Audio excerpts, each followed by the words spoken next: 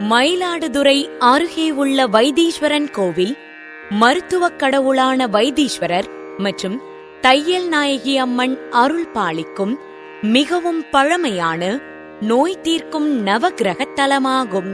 சிவபெருமான் ஜடாயு மற்றும் அங்காரகனின் நோயை தீர்க்க வைத்தியநாதராக அவதரித்த தலம். இக்கோவில் 2000 ஆண்டுகளுக்கு மேல் பழமையானது.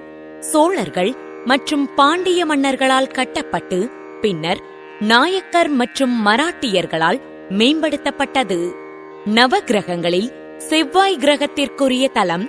இங்கு வழிபட்டால் செவ்வாய் தோஷம் நீங்கும். சித்தாமிர்த தீர்த்தத்தில் நீராடி வைத்தியநாதரை வேண்டினால் தீராத நோய்கள் குணமடையும். குறிப்பாக தோல் நோய்கள் நீங்கும்.